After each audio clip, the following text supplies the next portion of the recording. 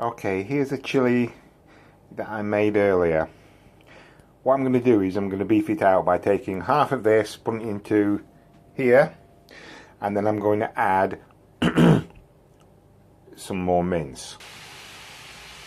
Okay, it already has this amount of mince in it, which I think is 750 grams. I'm going to cook that, and then I'm going to split it up in between the two meals. I'm also going to add some more water and some more spices.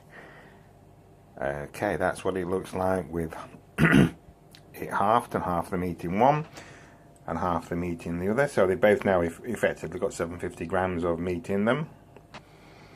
Then I've added a whole tin of chopped tomatoes and half a can of beans. That's 200 grams of beans, 400 grams of tomatoes. Same in there, half a can and a full can of tomatoes. Then I'm going to add the spice. That's the spices I'm going to add. The meal itself was quite nice before. About the same amount as before. I'm going to add a ground cumin teaspoonful. This time I'm going to make it a bit redder, so I'm going to add 2 teaspoons full of paprika, teaspoonful of hot chili, and again I'm going to add 1 OXO stock cube. And I think this time I'm going to add a little bit more water to it. So I'm going to make it 250 milliliters.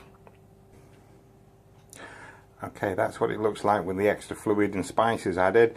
And now I'm going to add a tablespoon of flour to that, and a tablespoon of flour to that. There's more juice in there now of stock than I want, so I need to add some flour to let it congeal a bit.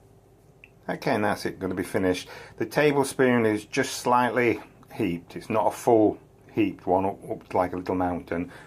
And the same in that one, that's exactly the same amount in there, just slightly more than a level tablespoonful. Okay, that's the flour added and stirred in. It turns it a slightly paler colour, but it still looks okay. Same with that one, still looks okay. What you need to do if you're using it and putting it back in and reheating it is things like that. That's damp now, that's stuff that I've just put in now. You don't want any of the previous burnt in stuff on there, because if you leave it there and you cook it again, it becomes very hard to get off. So I've just used a paper towel to take it all off, and the rest of that that's gone on there has gone from stirring. Now they'll both go back into the oven, middle of the oven, 150 degrees C for about an hour and a half, and they'll both be cooked properly. Then they'll get bagged up and put into the freezer. And this is what they both look like once they've been cooked and cooled. That's the new one that was done, and that's the old one that was done. You notice because I wiped off the crap around the edges, it's not burnt in, or not that much. That's much better.